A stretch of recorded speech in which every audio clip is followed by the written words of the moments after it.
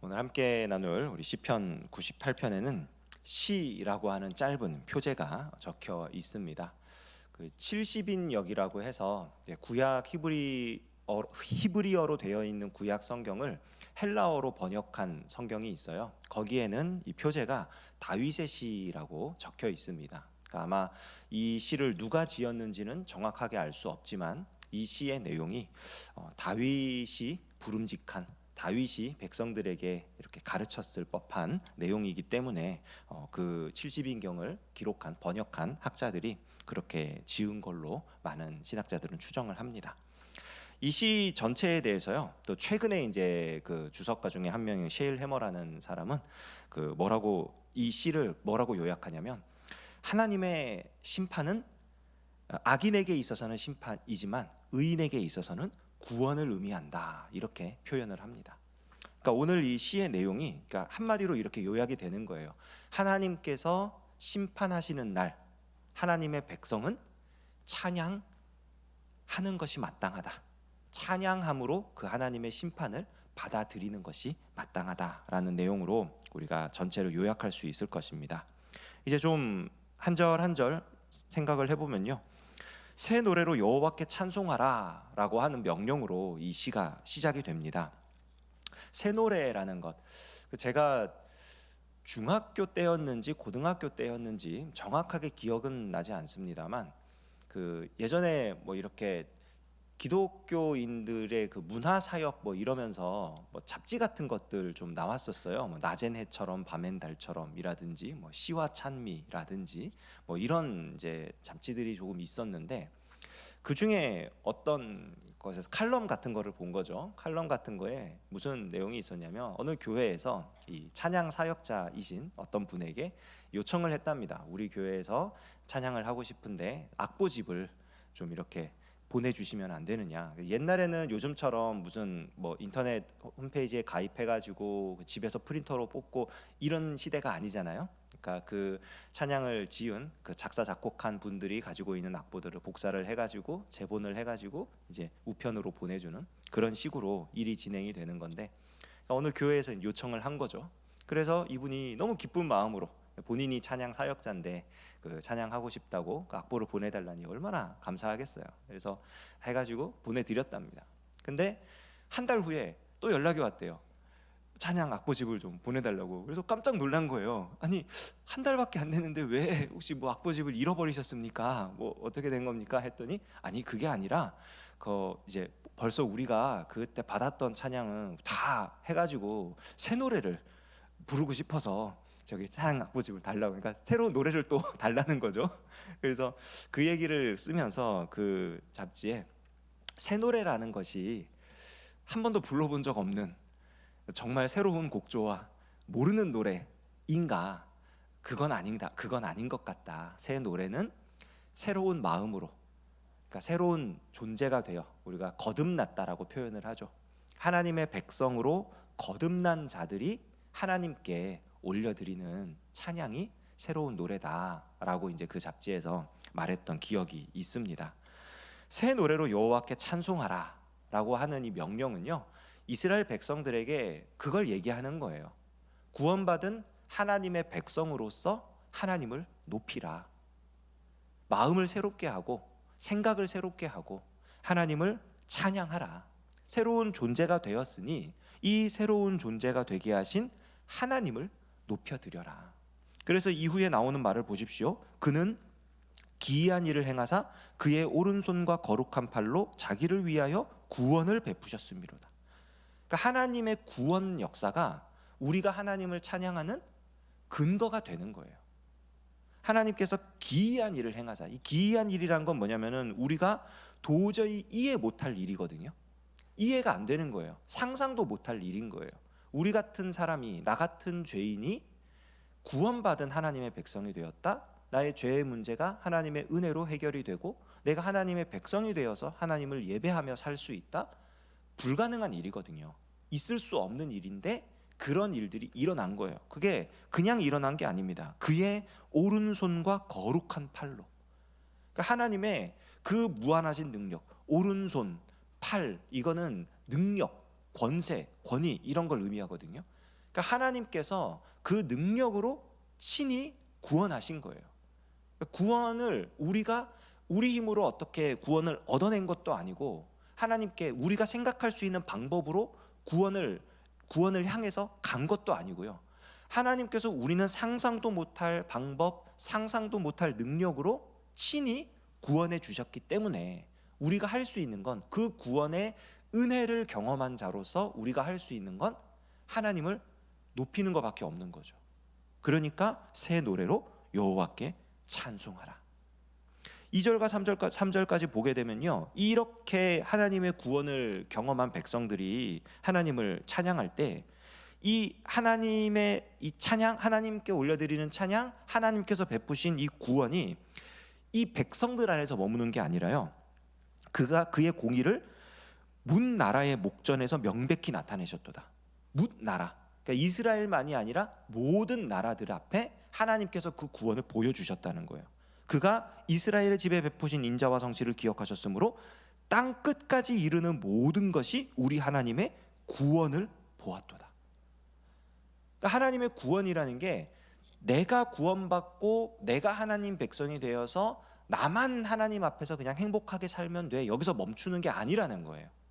하나님의 구원은 우리가 하나님께 구원을 받고 그 구원의 은혜를 찬양한다 하면은 우리가 찬양하는 그 하나님께서 베푸신 구원의 그 역사가, 그 은혜가 다른 사람들에게도 명백히 보여져 알게 된다, 명백하게 경험되어진다라고 하는 것을 알려주고 있는 것입니다. 특히 여기서 그 3절의 앞부분에 보면 이스라엘의 집에 베푸신 인자와 성실을 기억하셨다, 이런 표현이 나오거든요. 여기 인자와 성실이라는 게 이제 히브리어로 이제 헤세드와 에무나 이렇게 말을 하는데, 이 헤세드, 인자라고 하는 거는 하나님께서 약속하신 것을 끝까지 지켜내는 그런 자비하심, 그런 사랑, 이런 걸 뜻하는 거예요. 그러니까 하나님께서 사랑으로 약속을 하셨기 때문에 이 사랑을 끝까지 견고하게 지키시는 겁니다. 깨지지 않는 언약을 이루어 가시는 것, 그게 헤세드고요. 성실하심, 에무나라고 하는 건 뭐냐면은 언제나 변함없기 때문에 무조건적으로 신뢰 가능한 걸 얘기하는 거예요. 그러니까 사람이 막 변하고 이러면 우리가 의지할 수가 없잖아요. 믿을 수가 없잖아요. 맨날 약속해놓고 어기고, 뭐 내가 너 이거 도와줄게 해놓고서 안 도와주고 이러면 사실 참 서로 간의 신뢰가 깨어지잖아요. 근데 하나님께서는 불변하시니까, 회전하는 그림자도 없으시니까 그 하나님의 성실하심은 우리가 정말 끝까지 믿고 의지할 수 있는 거죠. 그러니까 인자와 성실이라는 건 하나님께서 그렇게 구원을 약속하시고 구원을 이루어내시는, 완성해내시는 분이라는 것을 우리가 믿을 수밖에 없다는 거예요. 그렇게 의지할 수밖에 없다는 거예요. 그리고 하나님 스스로도 이 인자와 성실을 기억하셨으므로, 그가 이스라엘의 집에 베푸신 인자와 성실을 기억하셨으므로 그러는데, 여기서 기억했다 이거는요, 그냥 지나가다가 갑자기 옛날에 가지고 있었던 기억이 떠올라가지고 아 옛날에 참 그랬지 뭐 추억하면서 그런 게 아닙니다. 의지적으로 잊어버리지 않는 거예요. 계속 머릿속에 담고 있는 거예요. 우리가 뭐 공부를 할 때나 어떤 중요한 거를 할 때나 머릿속에 딱 담으면은 안 잊어버리잖아요. 이거는 꼭 알고 있어야 돼 라고 가지고 있는, 하나님께서 이스라엘 백성에 대해서 그렇게 이 구원의 은혜를 기억하고 계시다는 거예요. 꽉 붙잡고 절대 놓지 않는. 그러니까 이 은혜를 받은 자들이 하나님을 찬양하지 않을 수가 없는 거죠. 이어지는 4절과 8절에서는 그 하나님을 어떻게 찬양할 것인가 하는 것이 나옵니다. 참 재미있는 게 뭐냐면요, 온 땅이여 여호와께 즐거이 소리칠지어다. 이 온 땅은 이스라엘 백성들만이 아니고 사실은 모든 나라까지 포괄하는 말인데, 그 단어적으로 보면은 여기서 말하는 온 땅은 이스라엘 백성이 살고 있는 모든 거주지라는 땅입니다. 예레츠라는 단어가 쓰이는데, 그 땅이라는 단어가 쓸 때 예레츠 혹은 아다마 이렇게 둘 중에 하나가 쓰이거든요. 대부분 뭐 다른 단어들도 있지만, 근데 그 이 예레츠라는 단어가 쓰일 때는 대부분 하나님께서 택하신 백성들이 살고 있는 땅이에요. 그러니까 이스라엘 백성들이 거주하고 있는 그 땅 거기서 여호와께 즐거이 소리쳐라. 그러니까 그 땅에 살고 있는 하나님께서 구원하신 모든 백성들은 소리치며 즐겁게 소리치며 노래하며 찬송해라 라는 겁니다. 근데 5절에 가게 되면 수금과 음성으로 노래를 해라. 악기가 동원이 되죠. 소리만이 아니고. 그리고 6절에 가게 되면 나팔과 호각 소리. 그 수금은 현악기입니다. 현악기는 음이 있죠. 음이 있고, 그런데 뭐 물론 나팔과 호각, 관악기도 음이 있지만 그 현악기보다는 더 미세한 음 조정은 쉽지 않습니다. 그 악기 자체의 그 굵기나 길이에 따라서 그 음역대, 옥타브 자체가 바뀌는 그런 악기인데 조금 소리를 분별하기가 더 쉽지 않아요. 근데 어쨌든 그렇습니다. 수금에서 나팔과 호각으로 넘어가요. 그리고 7절에 보면 바다와 거기 충만한 것과 세계와 그 중에 거주하는 자. 이제 정말 영역이 확장이 되는 거죠. 세계와 그 중에 거주하는 자. 그러니까 이스라엘 백성들만이 아니라 모든 백성들에게. 그리고 심지어는 바다와 거기 충만한 것. 뭡니까? 지구상의 모든 생물들을 얘기하는 거예요. 그러니까 이제는 이 찬양을 드려야 할, 하나님께 찬양해야 할 대상이 이스라엘 백성에게 시작돼 가지고 이스라엘 백성들이 모든 수단과 방법으로 하나님께 노래를 했는데 이젠 그 영역이 확장이 돼 가지고 이 세상에 존재하는 모든 사람들과 지구상에 존재하는 모든 생물들에게까지 지금 하나님을 찬양하라고 요구하는 겁니다. 8절 여호와 앞에서 큰 물은 박수할지어다 산악이 함께 즐겁게 노래할지어다. 자연세계 자체에 대해서 아예 지금 명령을 하는 겁니다. 하나님을 찬양해라. 큰 물과 파도가 치고 태풍이 일고 폭풍이 몰아치고 하나님을 찬양하는 소리라는 거예요.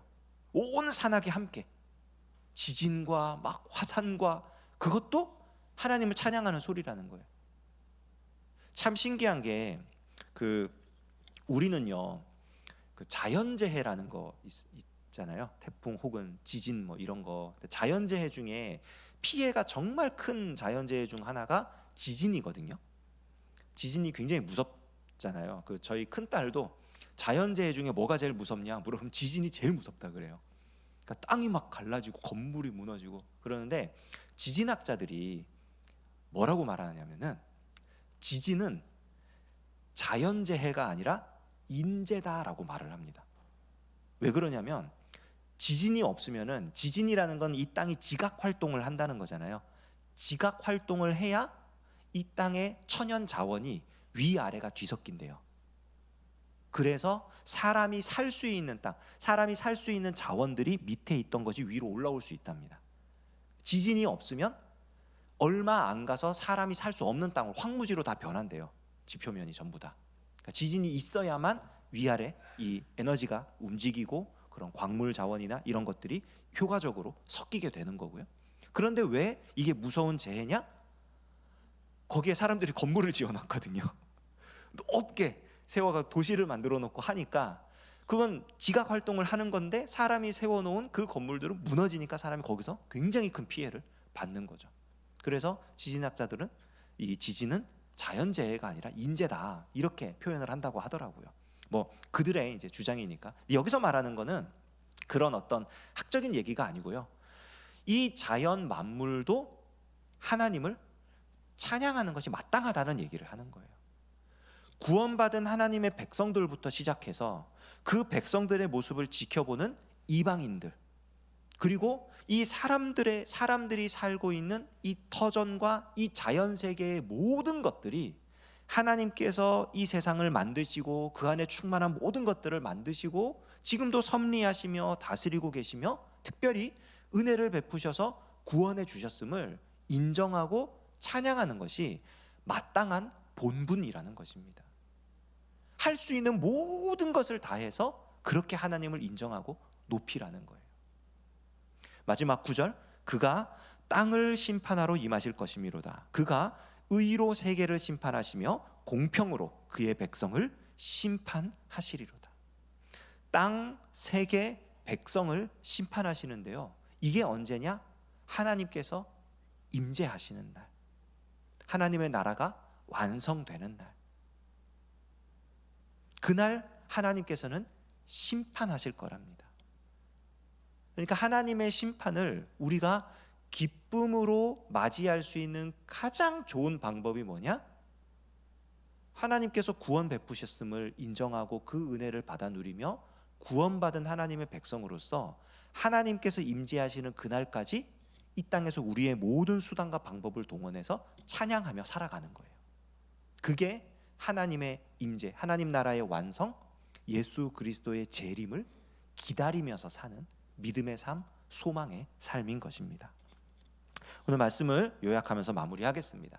찬양이라는 것은 구원의 은혜를 경험한 자들이 하나님께 보여드려야 할 마땅한 반응입니다. 새 노래로 여호와께 찬송하라. 이 반응을 통해 구원받은 사람들 뿐만 아니라 이 구원받은 사람이 하나님을 찬양하는 모습을 보는 다른 사람들, 그리고 심지어 이 구원받은 사람이 살고 있는 이 자연 만물까지도 하나님의 위대하심과 하나님의 자비하심을 인정하고 찬양의 자리에 초청을 받게 되는 것입니다. 이 초청을 받았다는 것은 우리가 하나님을 인정하고 하나님의 은혜로 살아가며 하나님께서 이 하나님의 나라를 완성하실 때까지 기다리고 소망 가운데에 하나님의 백성으로서 하나님을 높이며 살아간다는 뜻입니다. 우리가 이 부르심에 초청받은 하나님의 백성으로서 하나님을 찬양하는 오늘 하루가 될 수 있기를 주님의 이름으로 축원합니다. 기도하겠습니다. 하나님 아버지, 주님이 사랑하셔서 오늘 아침에도 잠에서 깨워주시고 말씀과 기도로 하루를 시작하게 하시니 참으로 감사드립니다.